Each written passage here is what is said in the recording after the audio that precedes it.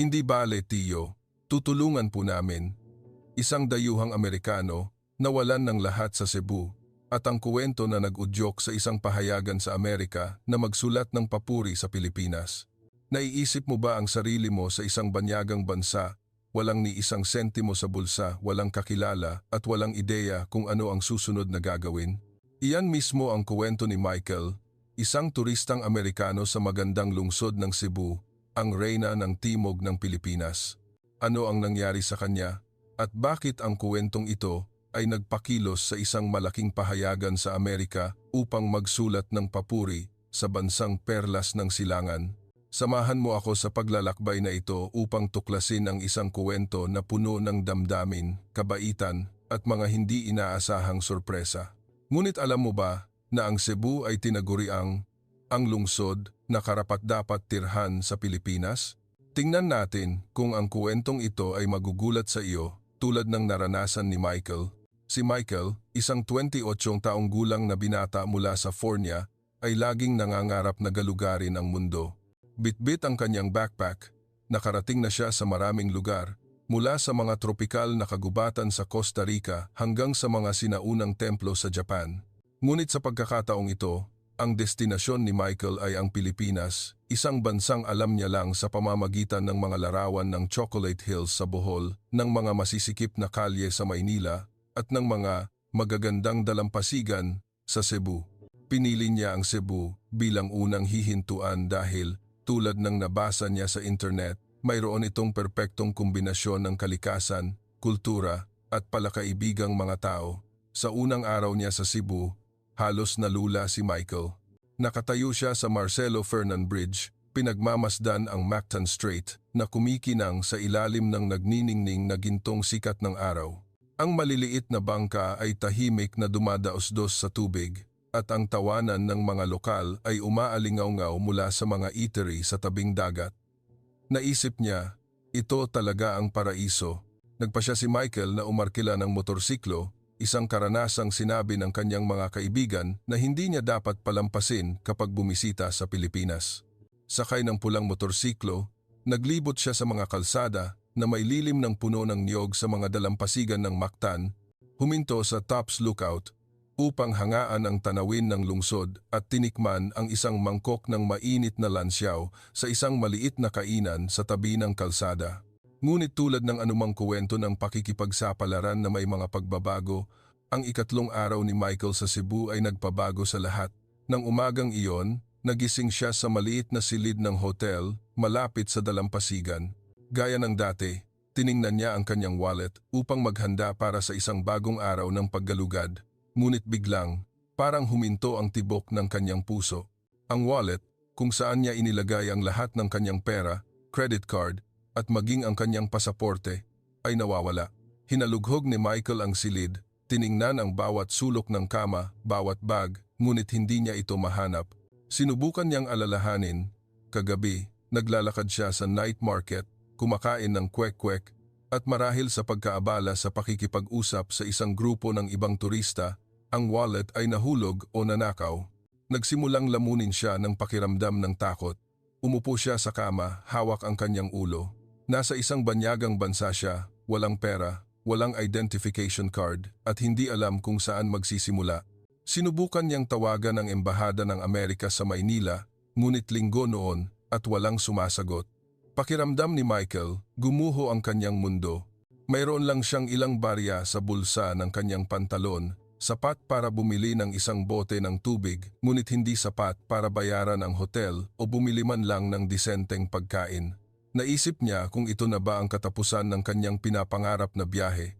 Sa gitna ng kawalan ng pag-asa, nagpasya si Michael na lumabas ng hotel.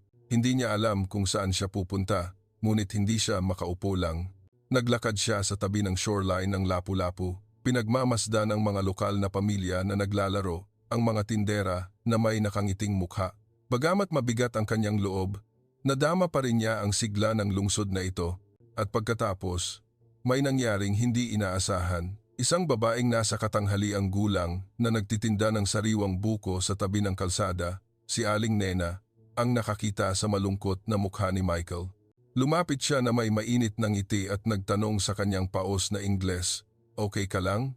Ba't malungkot?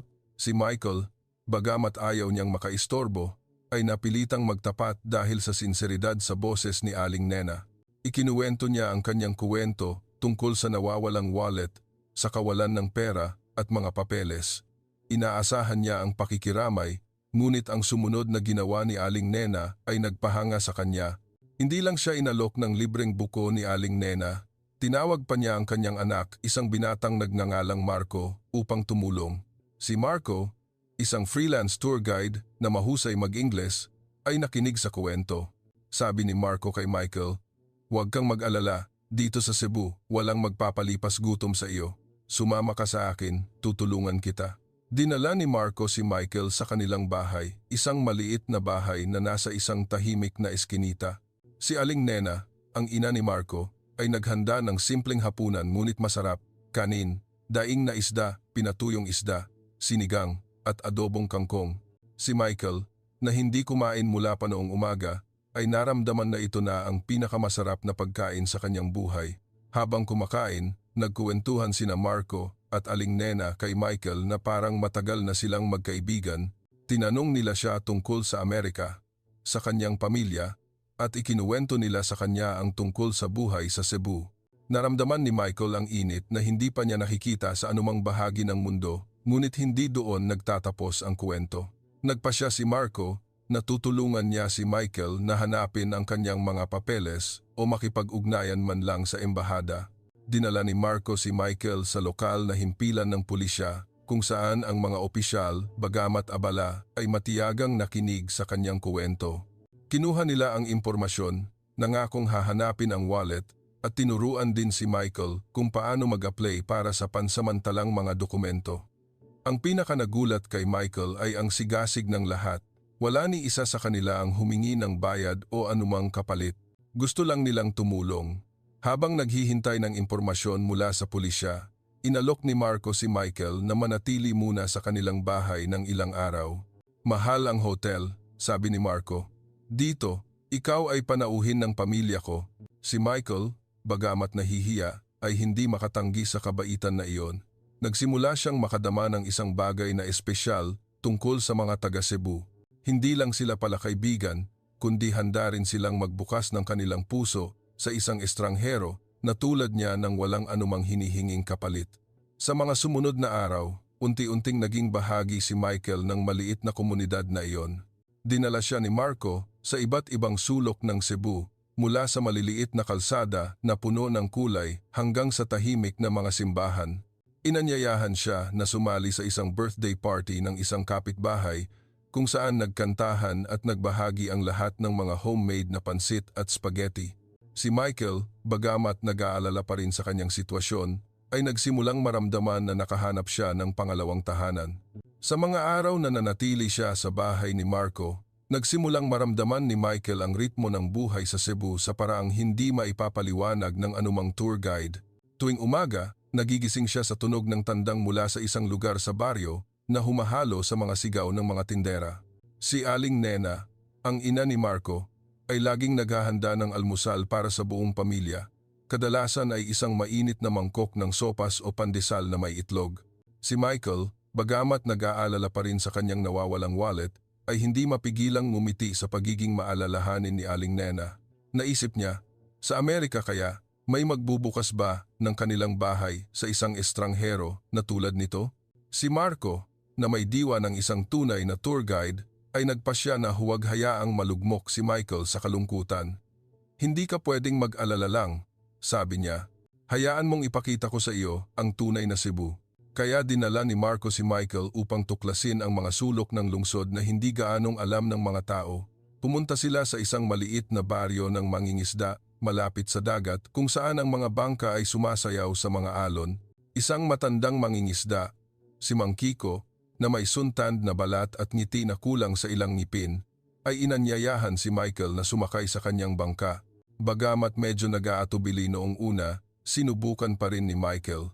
Sa unang pagkakataon sa kanyang buhay, sumakay siya sa isang bangka na umaalog-alog sa tubig sa gitna ng tawanan ni Marco at Mang Kiko. Sa baryo ng mangingisda, inanyayahan si Michael na kumain ng tanghalian na may kasamang inihaw na isda, sariwang pusit at mabangong patis. Wala siyang pera para magbayad, ngunit tila hindi iyon mahalaga sa mga tao doon. Ikinuwento nila sa kanya ang tungkol sa buhay sa dagat, tungkol sa malalaking alon, at tungkol sa pagmamalaki na umuunlad ang Cebu. Si Michael, na sanay sa pagmamadali ng buhay sa Amerika, ay naramdaman na mas mabagal ang takbo ng oras dito, ngunit mas makabuluhan. Nagsimula siyang isulat ang mga karanasang ito sa isang maliit na kuwaderno, ang tanging natitira sa kanyang backpack. Samantala, hindi tumitigil si Marco sa paghahanap ng paraan upang matulungan si Michael na ayusin ang kanyang mga papeles. Nakikipag-ugnayan siya sa himpilan ng pulisya araw-araw, tinitingnan kung may clue tungkol sa wallet. Isang hapon, nakatanggap si Marco ng tawag mula sa isang pulis. Sabi nila, may nakita silang wallet sa night market, ngunit hindi sila sigurado kung kay Michael ba iyon. Nagmadali sina Marco at Michael sa presinto. Nang makita ang wallet, halos sumigaw si Michael sa tuwa. Iyon ang kanyang wallet, buo pa rin ang kanyang pasaporte at kaunting pera. Bagamat nawawala ang credit card, niyakap niya si Marco ng mahigpit, nagpapasalamat ng walang humpay, ngunit ngumiti lang si Marco. Wala iyon, ganyan talaga rito, lahat gagawa niyan. Gayunpaman, hindi nagtagal ang kaligayahan ni Michael. Bagamat nahanap niya ang kanyang pasaporte, wala pa rin siyang sapat na pera upang ipagpatuloy ang biyahe o umuwi man lang sa Amerika.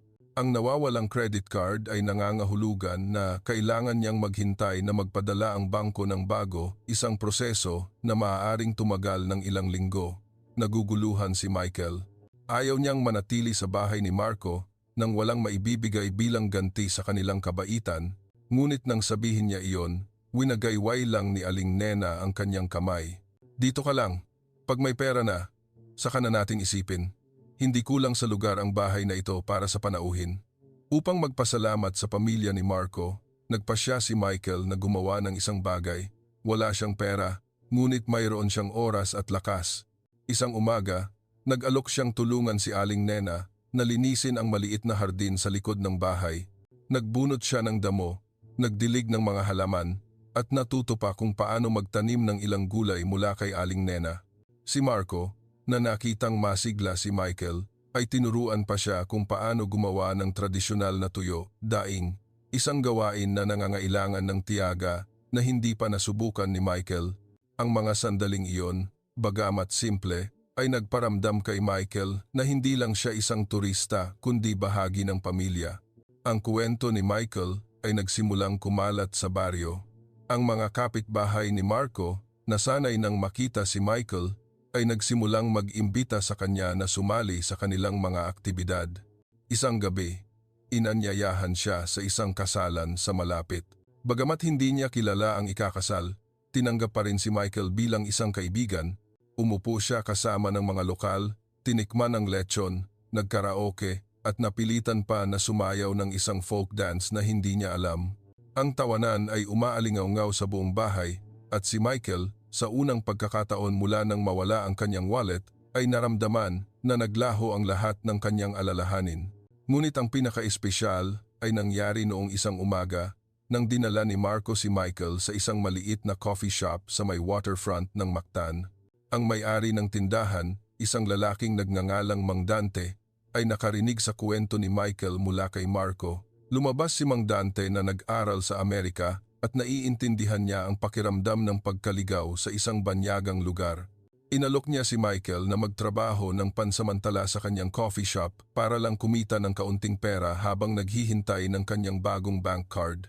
Hindi mo kailangang gumawa ng mahirap, sabi ni Mang Dante. Magtimpla lang ng kape, makipag-usap sa mga customer, at ikwento sa kanila ang tungkol sa Amerika. Gustong-gusto ng mga customer dito ang mga kwento. Si Michael, bagamat hindi pa nakapagtrabaho bilang isang barista, ay agad na pumayag. Sinimulan niya ang trabaho sa ilalim ng paggabay ni Mang Dante. Ang mga araw ng pagtatrabaho sa coffee shop ay naging isang hindi malilimutang karanasan. Natutunan ni Michael kung paano magtimpla ng Barako coffee, isang sining na nangangailangan ng pagiging dahan-dahan na hindi niya nakasanayan. Nakipag-usap siya sa mga customer, mula sa mga kabataang taga Cebu hanggang sa mga dayuhang turista. Ang ilan, nang malaman ang kanyang kwento, ay nag-iwan pa ng pera, Bagamat sinubukan ni Michael na tumanggi, naramdaman niya na hindi lang siya kumikita ng pera kundi nagtatatag din ng mga relasyon na hindi niya naisip. Ang mga kwento tungkol sa kabaitan ng mga taga Cebu na naranasan ni Michael ay nagsimulang ibahagi niya sa social media sa pamamagitan ng maiikling post gamit ang telepono ni Marco. Sumulat siya tungkol kay Aling Nena, kay Marco, kay Mang Kiko at kay Mang Dante.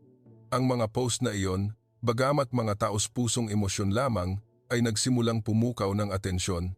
Ilang kaibigan ni Michael sa Amerika ang nakabasa ng mga post at nakipag-ugnayan sa kanya, nagulat sa kanyang kwento. Isang tao sa kanila na nagtatrabaho para sa isang lokal na pahayagan sa California ang nagtanong kay Michael, "Gusto mo bang magsulat ako ng isang artikulo tungkol dito? Nakakamangha talaga." Noong una, naisip ni Michael na isa lang itong nakakatuwang ideya, ngunit hindi niya inaasahan na mula sa simpleng mga salitang iyon, ang kanyang kwento ay malapit nang lumampas sa Cebu na aabot sa puso ng maraming tao na libo-libong milya ang layo. Ang mga araw ng pagtatrabaho sa coffee shop ni Mang Dante ay naging isang mahalagang bahagi ng pansamantalang buhay ni Michael sa Cebu. Tuwing umaga, maaga siyang gumigising, naglalakad sa mga kalye na may hamog pa hanggang sa maliit na coffee shop na nasa tabi ng Mactan Strait. Ang amoy ng Barako Coffee ay humahalo sa malamig na hangin ng umaga na nagparamdam sa kanya na nabubuhay siya sa isang larawan. Si Michael, bagamat hindi niya naisip na magtatrabaho siya sa serbisyo, ay nakahanap ng kasiyahan sa pag-aaral kung paano magtimpla ng kape, makipag-usap sa mga customer, at alalahanin pa ang mga pangalan ng mga suki. Gustong-gusto niya ang paraan kung paano sinisimulan ng mga taga Cebu ang kwento sa isang ngiti, na para bang matagal na silang magkakilala. Si Mang Dante, ang may-ari ng tindahan, ay isang tahimik na tao ngunit puno ng sigasig. Madalas siyang umupo sa tabi ni Michael kapag walang customer ang tindahan, nagkukuwento tungkol sa kanyang mga taon ng pag-aaral sa Amerika, tungkol sa mga hirap na kinaharap niya nang una siyang tumuntong sa isang banyagang bansa. "Naiintindihan ko ang pakiramdam mo," sabi ni Mang Dante. "Mabagal ang boses kapag wala kang hawak, ngunit mayroon kang pangarap. Iyan ang dahilan kung bakit gusto kitang tulungan." Naantig si Michael, hindi lang dahil sa pansamantalang trabaho kundi dahil sa paraan kung paano siya tinrato ni Mang Dante bilang isang kaibigan, hindi isang estranghero. Samantala, patuloy na sinusuportahan ni Marco si Michael sa mga administratibong pamamaraan.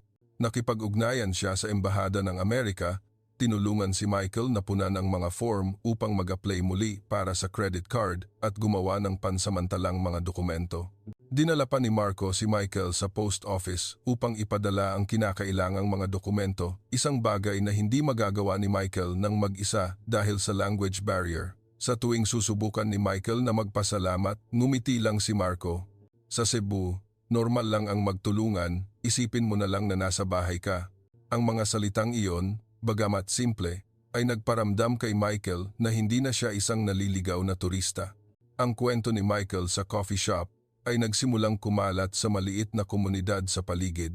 Ang mga suki, mula sa estudyanteng babae na mahilig uminom ng iced coffee hanggang sa tricycle driver na madalas dumadaan tuwing hapon, ay nagtataka sa binatang Amerikano na may mahiyain na ngiti. Si Michael, sa kanyang kaunting Bisaya, Tagalog na natutunan kay Marco, ay nagsimulang batiin ang mga customer ng mga parirala tulad ng "maayong hapon", "kape" o "unsay imuha karon", at bagamat baluktot ang kanyang pagbigkas, ang mga customer ay laging tumutugon sa tawa at paghihikayat. Isang beses, isang grupo ng mga kabataan ang nagturo pa sa kanya kung paano sabihin ang "daghang salamat" sa tamang tono ng Cebuano na nagpatawa sa buong tindahan.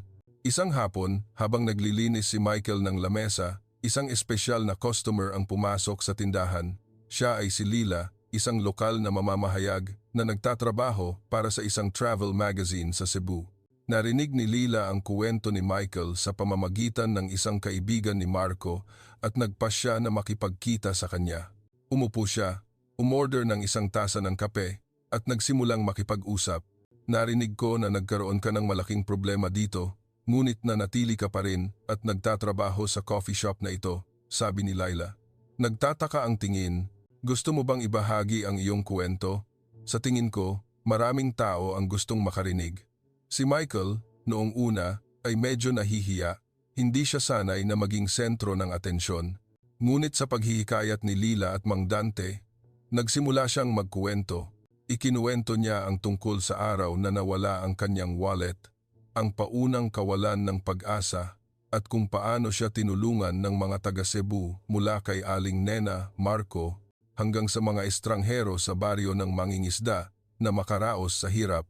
Ikinuwento niya ang tungkol sa mga mainit na hapunan, sa mga biyahe ng paggalugad at ang pakiramdam ng paghahanap ng pamilya sa isang banyagang lugar.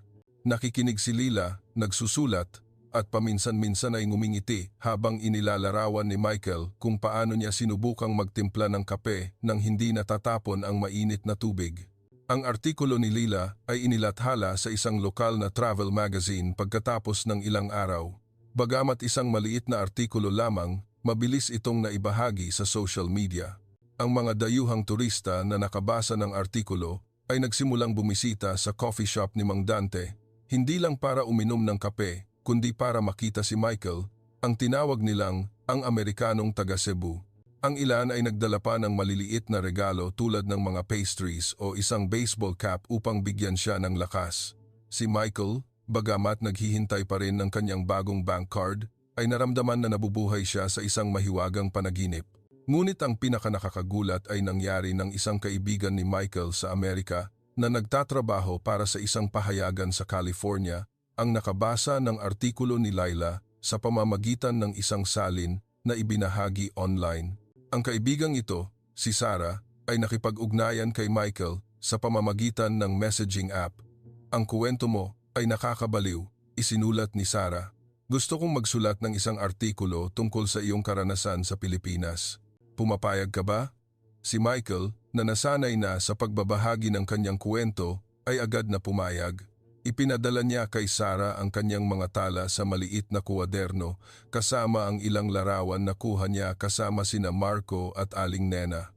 Sinimulan ni Sarah ang pagsulat ng artikulo at sa loob lamang ng isang linggo, inilathala ito sa isang lokal na pahayagan sa California. Ang pamagat ng artikulo ay isang turistang Amerikano, nawalan ng lahat sa Pilipinas at nakahanap ng di inaasahang kabaitan. Ikinuwento ng artikulo ang paglalakbay ni Michael mula sa sandali ng kawalan ng pag-asa nang mawala ang kanyang wallet hanggang sa mga araw na nanirahan. Siya kasama ang pamilya ni Marco at nagtrabaho sa coffee shop.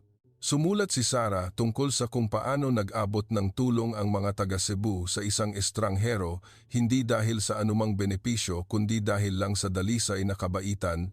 Ang artikulo ay mabilis na pumukaw ng atensyon. Ibinahagi sa mga travel forum at social media na nagpakita sa maraming tao sa Amerika na maging curious tungkol sa Cebu, tungkol sa Pilipinas. Sa Cebu, hindi alam ni Michael na lumalawak ang kanyang kwento. Patuloy siyang nagtatrabaho sa coffee shop, natututo ng ilang bagong salita sa Bisaya, Tagalog araw-araw at nadarama ang koneksyon sa komunidad sa paligid niya. Isang gabi, habang nakaupo sila ni Marco sa Marcelo Fernan Bridge, pinagmamasdan ang mga ilaw na kumikinang sa Mactan Strait, sabi ni Marco, "Nakikita mo, Michael? Minsan ang masasamang bagay ay nagdadala sa iyo sa pinakamagagandang bagay." Tumango si Michael, puno ng pasasalamat. Naisip niya ang mga unang araw sa Cebu nang akala niya ay nagwakas na ang lahat at ngayon nabubuhay siya sa pinakamakabuluhang mga araw ng kanyang buhay. Habang kumalat ang artikulo ni Sarah sa Amerika, si Michael ay nabubuhay pa rin sa simpleng buhay sa Cebu. Hindi alam na lumabas na ang kanyang pangalan sa mga international travel forum. Araw-araw, pumupunta pa rin siya sa coffee shop ni Mang Dante, nagtitimpla ng mabangong kape at nakikipag-usap sa mga customer sa Bisaya, Tagalog na baluktot ngunit lalong nagiging kumpiyansa. Ang mga suki ay nagsimulang tawagin siyang Michael Kape, isang nickname na nagpapatawa sa kanya tuwing maririnig. Gusto niya ang pakiramdam na maging bahagi ng komunidad na ito, kung saan binabati ng mga tao ang isa't isa sa isang ngiti at hindi nag-aatubiling magbahagi ng isang kwento o isang baso ng malamig na iced tea. Isang umaga, habang naglilinis si Michael ng counter, pumasok si Mang Dante na may misteryosong ngiti. Alam mo ba, Michael? Sabi niya, sumisikat ang kwento mo sa Amerika. Nagtataka si Michael, iniisip na nagbibiro si Mang Dante. Ngunit pagkatapos ay binigyan siya ni Mang Dante ng isang telepono na binuksan ang artikulo ni Sarah. Binasa ni Michael ang bawat linya, naramdaman na parang nagbabasa siya tungkol sa ibang tao. Inilarawan ng artikulo siya bilang isang naliligaw na turista ngunit iniligtas ng kabaitan ng mga taga Cebu. Ikinuwento nito ang tungkol kay Aling Nena, Marco, at maging sa mga tao sa baryo ng mangingisda na parabang sila ang mga pangunahing karakter sa isang fairy tale. Si Michael ay naramdaman na nahihiya at ipinagmamalaki. Hindi niya inaasahan na ang kanyang mga karanasan ay makakaantig sa puso ng maraming tao. Hindi lang huminto ang artikulo sa California. Ibinahagi ito ng mga international travel site, mula sa maliliit na blog hanggang sa malalaking website tulad ng Lonely Planet.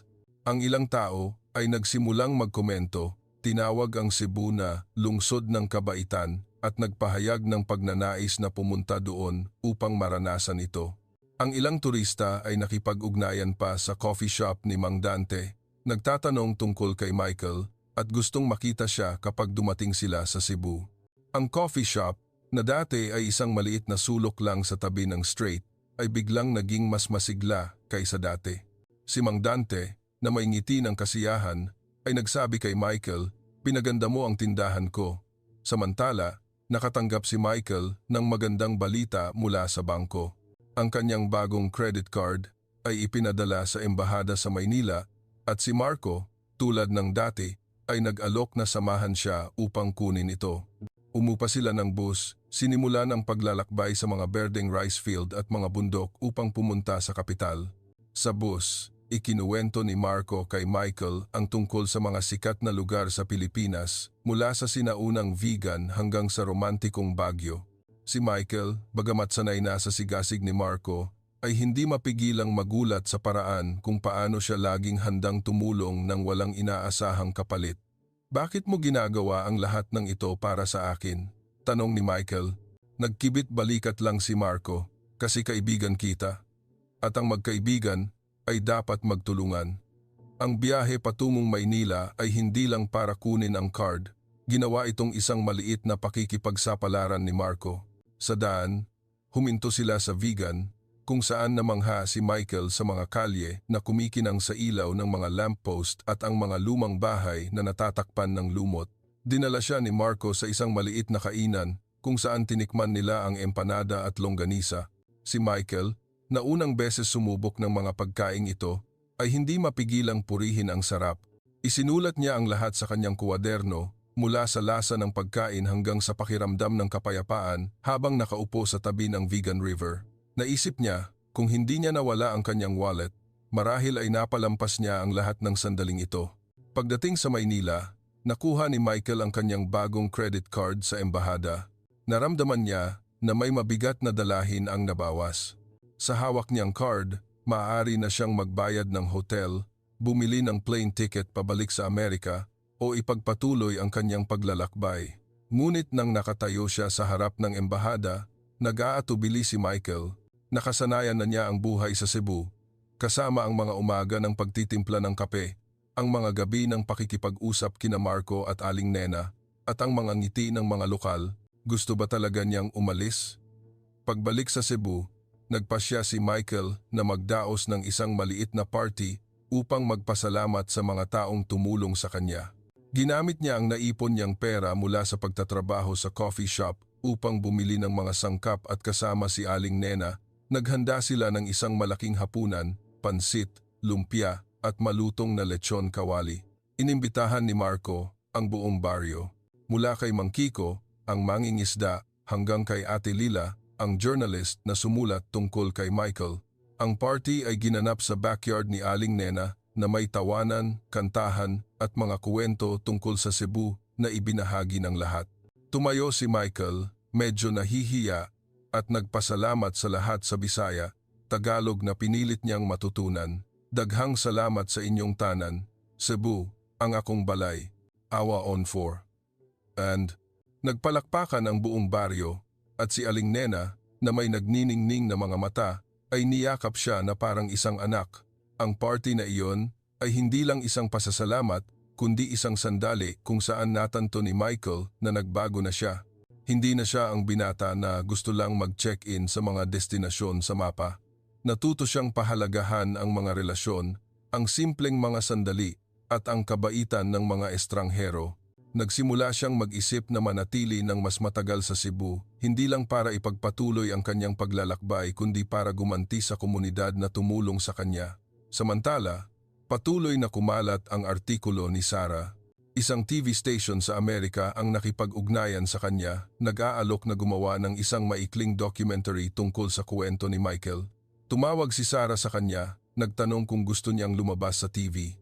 Si Michael, bagamat hindi gusto ang atensyon, ay pumayag dahil gusto niyang malaman ng mundo ang tungkol sa kabaitan ng mga taga Cebu.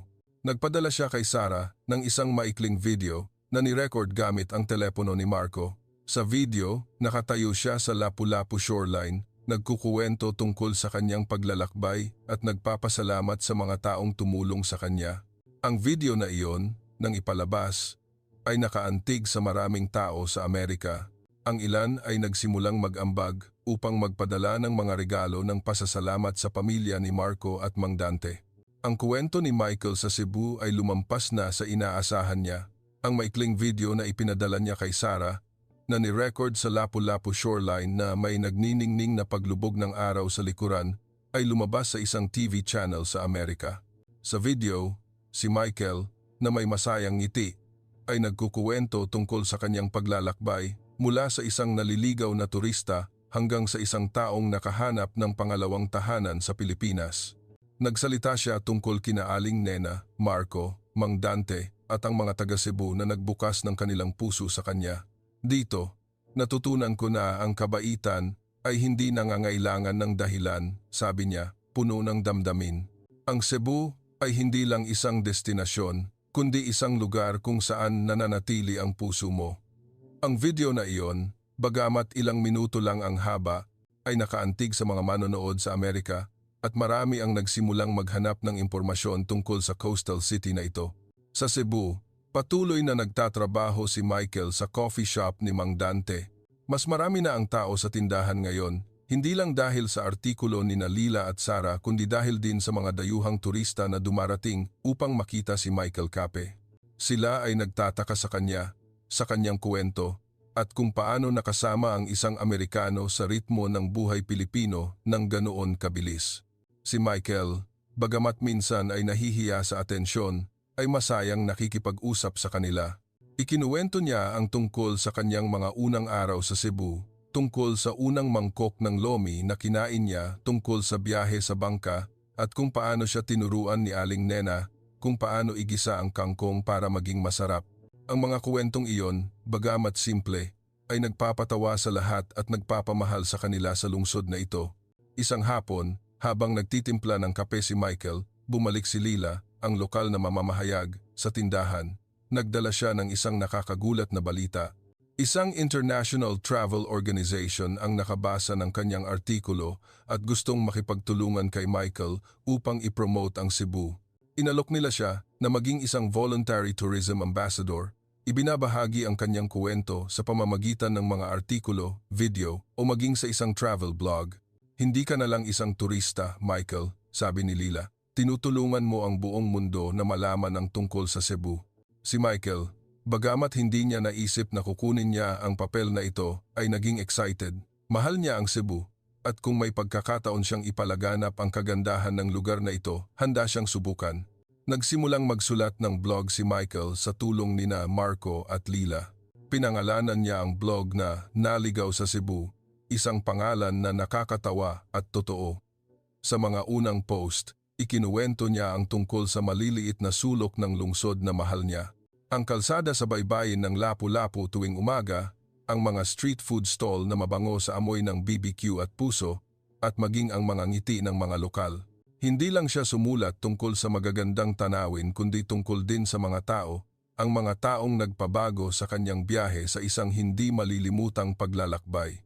Mabilis na pumukaw ng atensyon ang blog, hindi lang mula sa mga dayuhang turista kundi maging sa mga Pilipino na naramdaman na ipinagmamalaki ng basahin kung paano minamahal ang Cebu. Samantala, sina Marco at Aling Nena ay nanatiling matibay na sandigan ni Michael. Isang gabi, habang kumakain silang tatlo sa backyard, biglang nagtanong si Aling Nena, "Michael, hanggang kailan ka dito?" Ang tanong na iyon ay nagpatahimik kay Michael. Natanggap na niya ang kanyang bagong credit card at sa teorya, maaari siyang umalis anumang oras.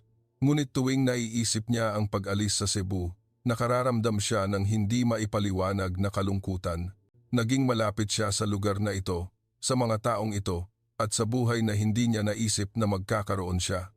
"Hindi ko pa po alam, Aling Nena," sagot niya, malalim ang boses. "Pero pakiramdam ko, bahay na ang Cebu." Tumawa si Marco nang marinig iyon. "Kung mananatili ka, tuturuan kitang gumawa ng lechon kawali. Pero dapat masarap, kung hindi, hindi yan papasa kay Aling Nena." Nagtawanan silang tatlo at naramdaman ni Michael na uminit ang kanyang puso. Naisip niya na marahil, ito ang tinatawag na tahanan, hindi isang lugar sa mapa, kundi isang lugar kung saan ka nabibilang. Patuloy na kumalat ang kwento ni Michael. Isang grupo ng mga estudyante mula sa isang unibersidad sa Cebu, matapos basahin ang kanyang blog, ay nakipag-ugnayan sa kanya upang imbitahan siyang sumali sa isang cultural event. Gusto nilang ibahagi niya ang kanyang karanasan sa mga kabataan upang magbigay inspirasyon tungkol sa koneksyon ng kultura at tourism promotion. Si Michael, bagamat hindi sanay na magsalita sa harap ng maraming tao, ay pumayag. Sa event, tumayo siya sa harap ng daan-daang estudyante, nagkukuwento tungkol sa kanyang paglalakbay ng may sinseridad. Nagsalita siya tungkol sa kung paano siya binago ng Cebu, mula sa isang taong tumitingin lang sa mga destinasyon hanggang sa isang taong nagpapahalaga sa maliliit na sandali.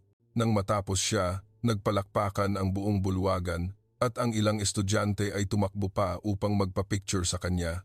Ang event na iyon ay ni-record at in-upload online na humikayat ng mas maraming atensyon.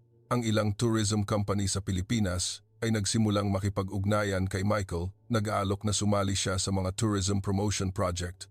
Isang kumpanya ang nagmungkahi pa na maging part-time guide siya. Dinadala ang mga dayuhang turista upang tuklasin ang Cebu sa paraan na naranasan niya. Hindi lang ang mga sikat na destinasyon, kundi ang maliliit na sulok ng lungsod na puno ng tula. Si Michael, sa unang pagkakataon, ay seryosong nag-isip na manatili ng matagalan. Nagsimula siyang mag-aral ng Bisaya, Tagalog ng mas masigasig sa tulong ni Marco at ng isang batang guro sa baryo na matiyagang nagtutuwid sa bawat malinyang pagbigkas. Ngunit hindi lahat ay naging madali. Ang ilang kakilala sa Amerika, nang marinig ang desisyon ni Michael na manatili, ay nagpakita ng pagkalito. "Anong ginagawa mo dyan?" tanong ng isang kaibigan sa telepono. "Pwede kang bumalik at ipagpatuloy ang normal mong buhay." Hindi agad nakasagot si Michael. Ang buhay sa Amerika, kasama ang trabaho sa opisina at ang mabilis na takbo ng buhay, ay tila malayo na ngayon.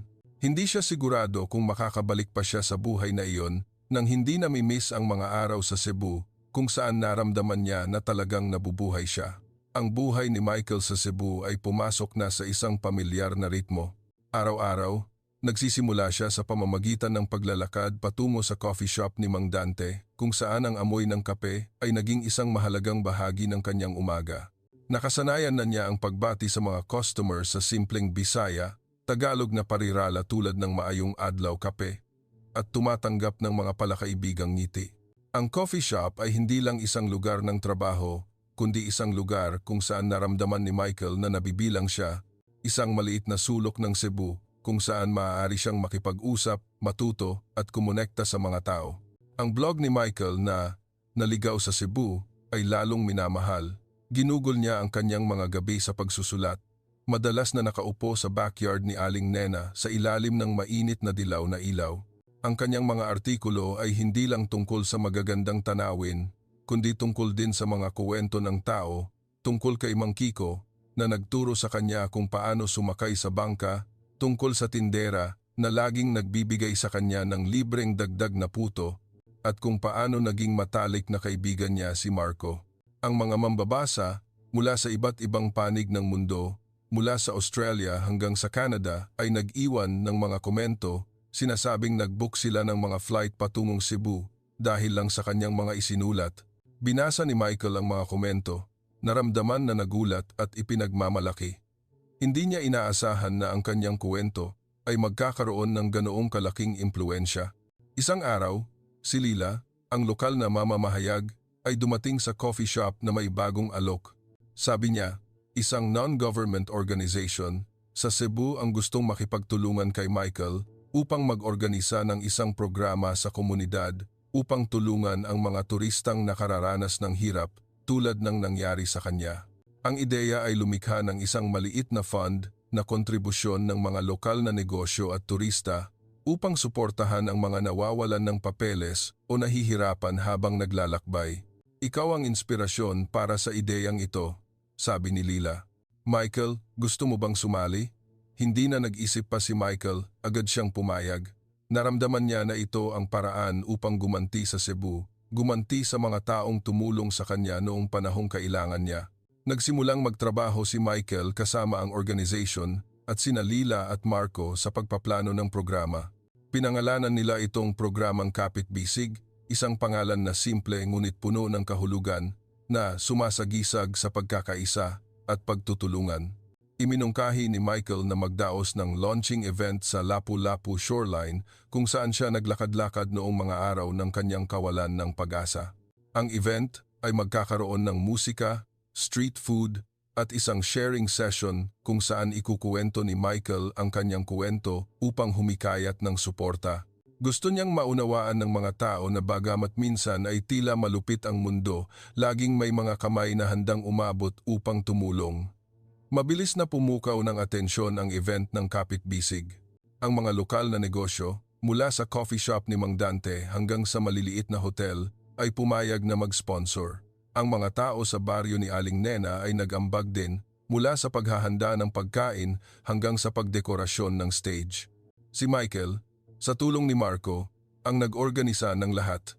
Natuto siyang mag-coordinate ng isang event mula sa pakikipag-ugnayan sa mga volunteer hanggang sa pagdidisenyo ng simpleng mga poster. Bagamat abala, puno siya ng enerhiya. Hindi lang ito isang proyekto kundi isang paraan upang mag-iwan siya ng marka sa Cebu. Nang maganap ang event, naging mas masigla ang Lapu-Lapu Shoreline kaysa dati. Ang mga lantern ay nakabitin sa tabi ng baybayin, ang ilaw ay kumikinang na sumasalamin sa tubig. Ang mga stall na nagbebenta ng puso at BBQ, kinilaw at sariwang buko ay umakit ng daan-daang tao mula sa mga lokal hanggang sa mga dayuhang turista.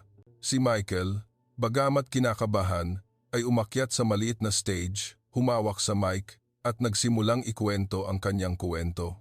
Nagsalita siya tungkol sa araw na nawala ang kanyang wallet, ang kawalan ng pag-asa, at kung paano siya binago ng mga estranghero mula sa isang naligaw na tao tungo sa isang taong nakahanap ng kahulugan ng buhay.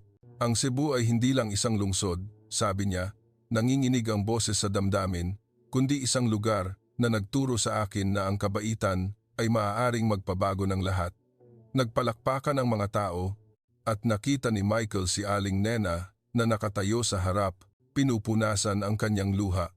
Ang event ay hindi lang matagumpay sa pag-organisa kundi pumukaw din ng atensyon ng media.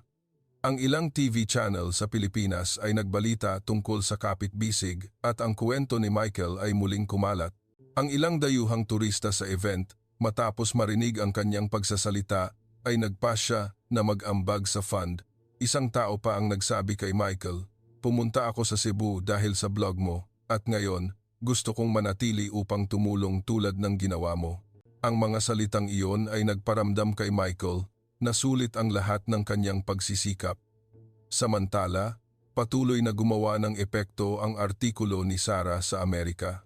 Isang independent documentary film producer ang nakipag-ugnayan kay Michael, nag-aalok na gumawa ng isang maikling pelikula tungkol sa kanyang paglalakbay. Gusto nilang pumunta sa Cebu, i-shoot ang mga lugar na napuntahan ni Michael mula sa coffee shop ni Mang Dante hanggang sa maliit na baryo ng mangingisda kung saan siya sumakay sa bangka. Si Michael, bagamat hindi sanay sa ideya na maging bida sa isang pelikula, ay pumayag. Gusto niya na ang pelikula ay hindi lang tungkol sa kanya kundi tungkol din sa mga taong tumulong sa kanya, sina Aling Nena, Marco, Mang Dante at ang buong komunidad ng Cebu Nang simulan ang documentary, dinala ni Michael ang film crew sa buong lungsod. Nag-shoot sila ng mga scene kung saan siya nagtitimpla ng kape, nakikipag-usap sa mga customer at kumakain ng hapunan kasama ang pamilya ni Marco. Isang espesyal na scene ang ni-shoot sa Marcelo Fernan Bridge kung saan ikinuwento ni Michael ang pakiramdam nang una niyang makita ang Mactan Strait na kumikinang sa ilaw. Ang film crew, na sanay sa normal na mga kwento ng paglalakbay, ay humanga sa sinseridad ni Michael at sa init ng mga taga Cebu. Sabi ng direktor sa kanya, ang kwentong ito ay hindi lang tungkol sa isang turista kundi tungkol sa kung paano mababago ng isang lungsod ang buhay ng isang tao. In fact, sa gitna ng abalang mga araw, nakahanap pa rin si Michael ng oras upang mag-aral ng Bisaya, Tagalog at mas lumalim ang pag-angkop sa lokal na buhay. Sumali siya sa mga cooking class kung saan natutunan niya kung paano gumawa ng pansit at lumpia. Sinubukan pa niyang mag-aral ng sinulog dance, isang karanasang nagpatawa kina Marco at Aling Nena nang makita siyang nagkukulitan sa stage. Ang mga sandaling iyon, bagamat maliit, ay nagparamdam kay Michael na hindi lang siya isang panauhin kundi bahagi ng komunidad na ito. Patuloy na lumipas ang mga araw sa Cebu at lalong naramdaman ni Michael na malapit siya sa lungsod na ito. Nagtatrabaho pa rin siya sa coffee shop ni Mang Dante. Ngunit ngayon, hindi na lang siya isang barista, naging bahagi na siya ng kuwento na ikinukuwento ng lahat sa baryo. Michael, ang Amerikanong nawalan ng wallet ngunit nakahanap ng tahanan sa Cebu. Ang mga customer na dumarating sa tindahan mula sa mga dayuhang turista hanggang sa mga lokal ay madalas na nakikipag-usap sa kanya, nagtatanong tungkol sa kanyang paglalakbay at nagbabahagi ng kanilang sariling mga kwento. Nakikinig si Michael, ngumingiti, at naramdaman na ang bawat araw dito ay nagdadala ng bagong kahulugan. Ang documentary tungkol kay Michael na ginawa ng film crew mula sa Amerika ay natapos ang shooting sa Cebu. Bago umalis, inanyayahan ng direktor si Michael na panoorin ang isang rough cut ng pelikula. Sa clip, nakita ni Michael ang kanyang sarili na nakatayo sa Marcelo Fernan Bridge, nagkukuwento tungkol sa unang beses na nakita niya ang Mactan Strait na kumikinang sa ilaw. Nakita niya si Aling Nena na masayang ngumingiti habang tinuturuan siyang gumawa ng lechon kawali at si Marco na may mapaglarong ngiti na ginagabayan siya sa pag-akyat sa bangka sa baryo ng mangingisda. Ngunit ang pinakanakaantig sa kanya ay ang mga interview scene sa mga taga Cebu. Sabi ng isang mangingisda, "Si Michael ay parang anak ko. Pinapaalala niya sa akin na ang pagtulong sa iba ay isang kaligayahan." Si Mang Dante, sa isa pang scene ay nagbahagi, "Nagdala siya ng bagong enerhiya sa tindahan ko at sa buong lungsod na ito." Pinunasan agad ni Michael ang kanyang luha, naramdaman na puno ng pasasalamat ang kanyang puso. Ang pelikula, na pinangalanang Kabaitan sa tabing dagat ng Cebu, ay binalak na ipalabas sa isang TV channel sa Amerika at isang online platform. Sabi ng direktor kay Michael na ang pelikula ay hindi lang tungkol sa kanyang paglalakbay, kundi isang pagpupugay din sa kultura ng Pilipinas, sa pagiging bukas palad ng mga taga Cebu. Si Michael, nang marinig iyon, ay naramdaman na ipinagmamalaki ngunit medyo nag-aalala rin. Hindi siya sanay na maging sentro ng atensyon at natatakot siya na ang kasikatan na ito ay maaaring magpabago sa simpleng buhay na tinatamasa niya. Samantala, ang programang Kapit Bisig na sinimulan nina Michael, Lila at Marco ay patuloy na lumalago.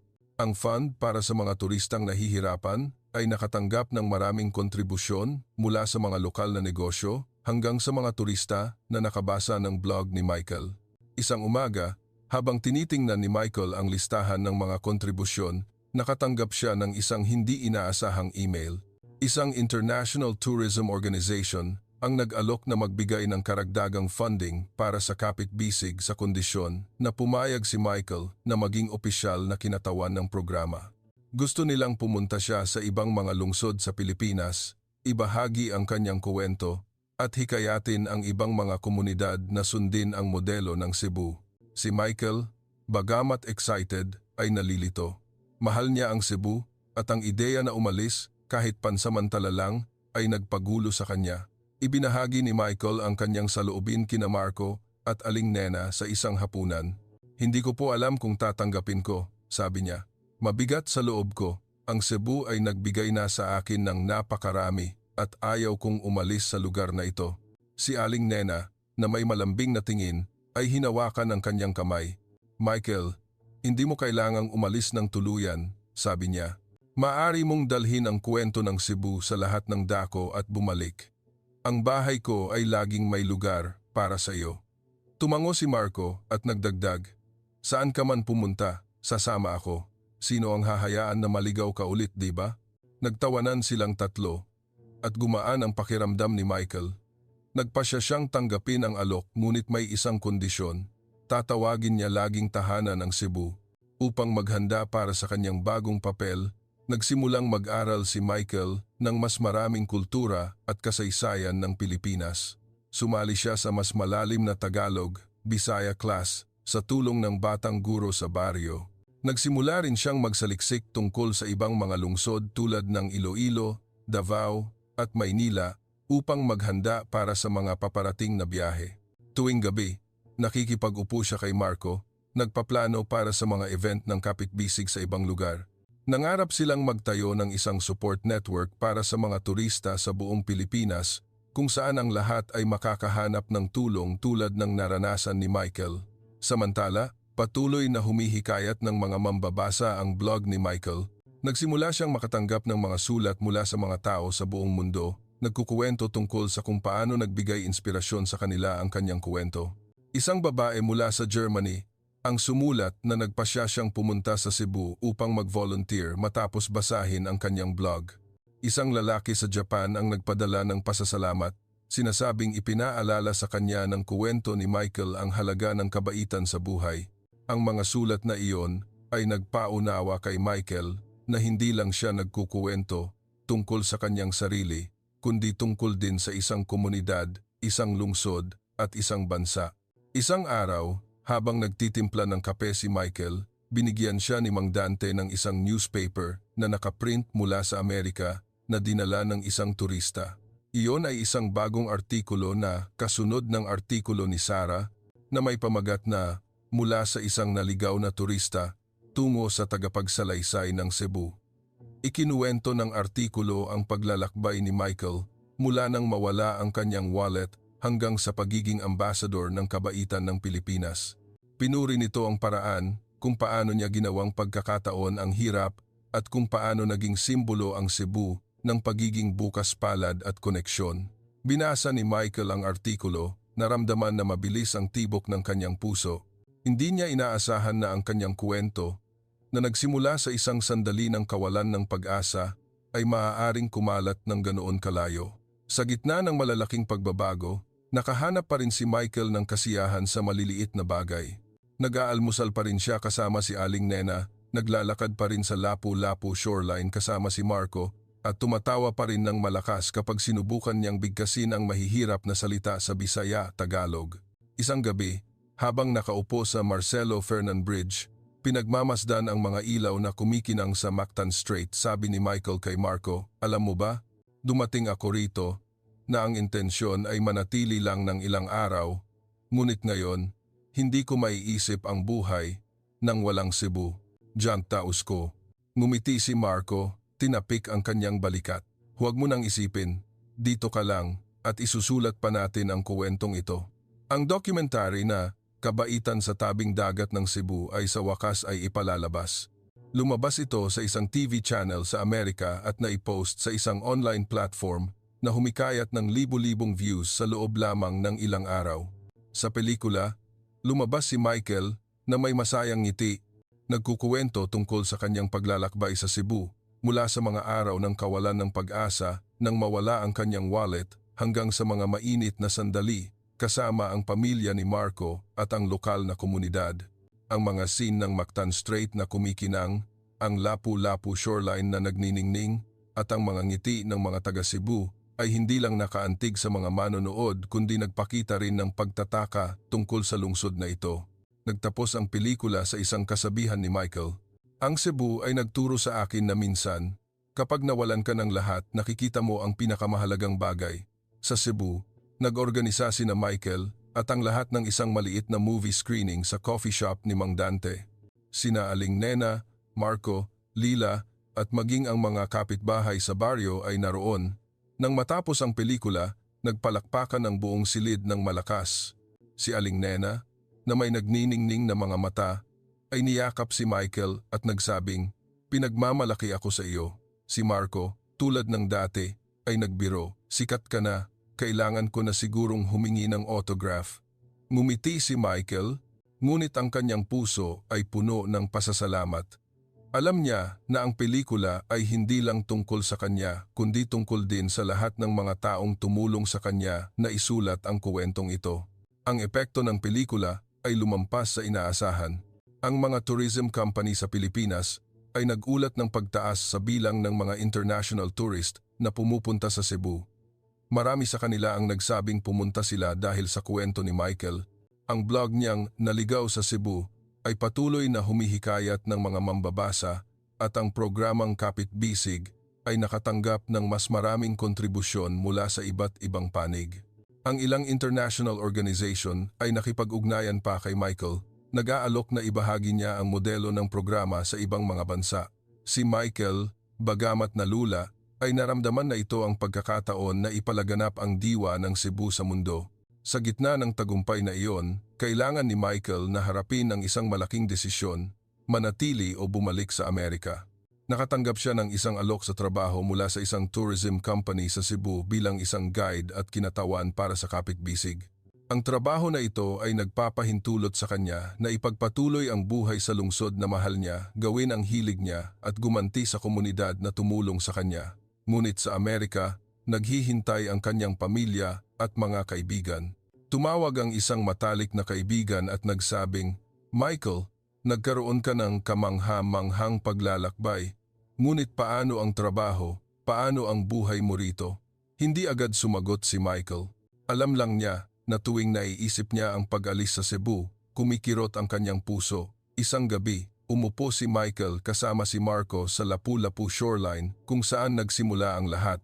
Tahimik ang dagat sa gabi. Tanging ang tunog lang ng mga alon at ang ilaw mula sa malayo. Ibinahagi ni Michael ang kanyang saloobin.